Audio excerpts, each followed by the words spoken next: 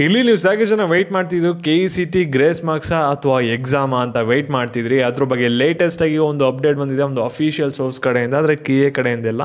ಅದನ್ನ ನಿಮಗೆ ತಿಳಿಸ್ಕೊಡ್ತೀನಿ. ಅದಕ್ಕಿಂತ ಮುಂಚೆ ಯಾರು ಚಾನಲ್ ಸಬ್ಸ್ಕ್ರೈಬ್ ಮಾಡ್ಕೊಂಡ್ರಲ್ಲ ಪ್ರತಿಯೊಬ್ಬರು ಕೂಡ ಸಬ್ಸ್ಕ್ರೈಬ್ ಮಾಡ್ಕೊಳ್ಳಿ. ಹಾಗೆ ಪ್ರತಿಯೊಬ್ಬರು ಕೂಡ ವೀಡಿಯೋಗೊಂದು ಲೈಕ್ ಕೊಡಿ.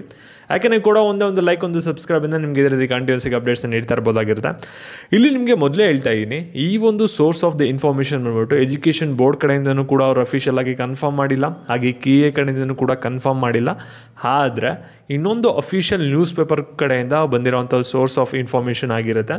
ಇಲ್ಲಿ ನೀವು ಸಾಕಷ್ಟು ಜನ ವೆಯ್ಟ್ ಮಾಡ್ತಾ ಇರೋದು, ಇವಾಗ KECT ಎಕ್ಸಾಮ್ ತಿರ್ಗಾ ಬರೀಬೇಕಾಗುತ್ತಾ ಅಥವಾ ಗ್ರೇಸ್ ಮಾರ್ಕ್ಸ್ ಕೊಡ್ತಾರಾ ಅಂತ. ಕಮೆಂಟು ಕೂಡ ಅಬ್ಸರ್ವ್ ಮಾಡ್ತಾ ಇದ್ದೀನಿ, ಸಾಕಷ್ಟು ಜನ ಬಂದ್ಬಿಟ್ಟು ಗ್ರೇಸ್ ಮಾರ್ಕ್ಸ್ ಕೊಡಲಿ ಅಂತ ಹೇಳ್ತಾ ಇರಾ. ಇನ್ನೊಂದು ಸಾಕಷ್ಟು ಜನ ಬಂದ್ಬಿಟ್ಟು ಒಂದು ಎಕ್ಸಾಮ್ ಮಾಡಲಿ ಅಂತ. ಮತ್ತು ಸಾಕಷ್ಟು ಜನ ಕೇಳ್ತಾ ಇರೋದು, ಎಕ್ಸಾಮ್ನ ಮಾಡಿದ್ರೆ ಸ್ವಲ್ಪ ಏನಾದರೂ ಟಫ್ ಇರುತ್ತಾ ಅಂತಲೂ ಕೂಡ ಕೇಳ್ತಾ ಇರಾ. ಅದು ನಿಮಗೆ ಒಂದು ಯಾವ ರೀತಿ ಕ್ವಶನ್ ಪೇಪರ್ ಸೆಟ್ ಮಾಡ್ತಾರೆ ಅದ್ರ ಮೇಲೆ ಡಿಪೆಂಡ್ ಆಗುತ್ತೆ. ಒಂದು ಸ್ವಲ್ಪ ಟಫ್ ಆದರೂ ಕೂಡ ಆಗ್ಬೋದು, ಹೇಳೋಕ್ಕಾಗಲ್ಲ. ಆದರೆ ಇವಾಗ ನಿಮಗೆ ಗ್ರೇಸ್ ಮಾರ್ಕ್ಸ್ ಅಥವಾ ಎಕ್ಸಾಮ ಇದ್ರ ಬಗ್ಗೆ ಒಂದು ಕ್ಲಾರಿಟಿನ ಕೊಡೋದಾದರೆ ಈ ಒಂದು ವಿಡಿಯೋದಲ್ಲಿ ನಿಮಗೆ ಇವಾಗ ಒಂದು ಎಜುಕೇಷನ್ ಮಿನಿಸ್ಟರ್ ನಿಮಗೆ ಮೊದಲೇ ಹೇಳಿದರು, ಇವಾಗ 4 ಕಮಿಟಿನ ಫಾರ್ಮ್ ಮಾಡ್ತೀವಿ 4 ಸಬ್ಜೆಕ್ಟ್ಗಳಿಗೆ ಅಂತ ಹೇಳಿದರು.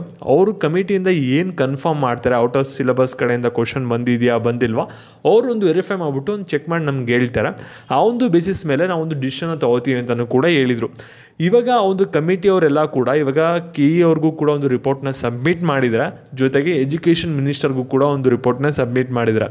ಅವರು ಕನ್ಫರ್ಮ್ ಮಾಡ್ತಾ ಇರೋದೇನೆಂದರೆ, ಇವಾಗ ಏನು ಕ್ವಶನ್ಸ್ಗಳನ್ನ ನೀವು ಕೊಟ್ಟಿದ್ದೀರಾ ಅದು ಎಷ್ಟೊಂದು ಕ್ವಶನ್ಸ್ಗಳು ಬಂದುಬಿಟ್ಟು ಇವಾಗ ಔಟ್ ಆಫ್ ಸಿಲೆಬಸ್ ಕಡೆಯಿಂದ ಬಂದಿದೆ. ಆದರೆ KEಯಲ್ಲಿ ಒಂದು ರೂಲ್ ಕೂಡ ಇದೆ, ಇಲ್ಲಿ ಪ್ರತಿ ವರ್ಷವೂ ಕೂಡ ಗ್ರೇಸ್ ಮಾರ್ಕ್ಸ್ನ ಎಷ್ಟು ಕೊಡ್ಬೋದು, ಮ್ಯಾಕ್ಸಿಮಮ್ ಅಂದರೆ ಎಷ್ಟು ಕೊಡ್ಬೋದು, ಮಿನಿಮಮ್ ಎಷ್ಟು ಕೊಡ್ಬೋದು ಅನ್ನೋದು ಕೂಡ ಇದೆ. ಇಲ್ಲಿ ಮ್ಯಾಕ್ಸಿಮಮ್ ಅಂದರೆ ನಿಮಗೆ 6 to 7 ಮಾರ್ಕ್ಸ್ ಅಷ್ಟೇ ಗ್ರೇಸ್ ಮಾರ್ಕ್ಸ್ನ ಕೊಡೋಕ್ಕಾಗೋದು, ಎಷ್ಟೇ ಕ್ವಶನ್ಸು ಔಟ್ ಆಫ್ ಸಿಲೆಬಸ್ ಕಡೆಯಿಂದ ಬಂದಿದ್ದರೂ ಕೂಡ.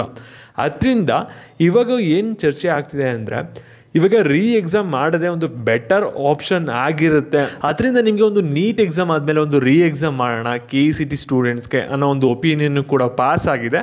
ಜೊತೆಗೆ ಇಲ್ಲ ಅಂದರೆ KECT ರಿಸಲ್ಟ್ನ ಕೆಲವು ಕ್ವಶನ್ಸ್ ಏನು ಔಟ್ ಆಫ್ ಸಿಲೆಬಸ್ ಕಡೆಯಿಂದ ಬಂದಿದೆ ಅದನ್ನು ನ್ಯೂಟ್ರಲ್ ಮಾಡಿಬಿಟ್ಟು ಬೇರೆ ಕ್ವಶನ್ಸ್ನ ತೊಗೊಂಡು ಒಂದು ರಿಸಲ್ಟ್ನ ಅನೌನ್ಸ್ ಮಾಡ್ಬೋದು ಅನ್ನೋ ಒಂದು ಒಪಿನಿಯನ್ ಕೂಡ ಇದೆ. ಫೈನಲ್ ಡಿಸಿಷನ್ ಬಂದ್ಬಿಟ್ಟು KE ಅವ್ರು ತೊಗೋತಾರೆ. ಅವರು ನಿಮಗೆ ಡಿಸಿಷನ್ ಹೇಳ್ತಾರೆ, ಎಕ್ಸಾಮ್ನ ಮಾಡ್ತೀವಾ ಅಥವಾ ರಿಸಲ್ಟ್ನ ಯಾವ ರೀತಿ ಕೊಡ್ತೀವಿ ಅನ್ನೋದಂತ ಹೇಳಿದ್ರೆ. ಒಟ್ಟಿನಲ್ಲಿ ಗ್ರೇಸ್ ಮಾರ್ಕ್ಸ್ ಅಂತೂ ನಿಮಗೆ 18 ಕ್ವಶನ್ಗೆ ಕೂಡ ಬರಲ್ಲ, 15 ಕ್ವಶನ್ಗೂ ಕೂಡ ಬರಲ್ಲ. ಮ್ಯಾಕ್ಸಿಮಮ್ ಅಂದರೆ 7 ಮಾರ್ಕ್ಸ್ ಅಷ್ಟೇ ಗ್ರೇಸ್ ಮಾರ್ಕ್ಸ್, ಇದಂತೂ ಕನ್ಫರ್ಮ್ ಆಗಿದೆ. ಗ್ರೇಸ್ ಮಾರ್ಕ್ಸ್ ಅಂತೂ ನಿಮಗೆ ಜಾಸ್ತಿ ಸಿಗಲ್ಲ. ಓಕೆನಾ? ನಿಮಗೆ ಫೈನಲ್ ಡಿಸಿಷನ್ ಯಾವಾಗ ಗೊತ್ತಾಗುತ್ತೆ, ಇವತ್ತು ಗೊತ್ತಾಗುತ್ತೆ, ನಾಳೆ ಗೊತ್ತಾಗುತ್ತೆ ಅಂತ ನೀವು ಸಾಕಷ್ಟು ಜನ ವೆಯ್ಟ್ ಮಾಡ್ತಾ ಇರ್ತೀರಾ. ಮೇ ಫಸ್ಟ್ ವೀಕಲ್ಲಿ ನಿಮಗೆ ಫೈನಲ್ ಡಿಸಿಷನ್ ಬರೋ ಸಾಧ್ಯತೆ ಇದೆ. ಶೇರ್ ಮಾಡಿ ಮತ್ತು ಇದೇ ರೀತಿ ಅಪ್ಡೇಟ್ಸ್ಗಾಗಿ ಚಾನಲ್ ಸಬ್ಸ್ಕ್ರೈಬ್ ಮಾಡ್ಕೊಳ್ಳಿ. Thank you.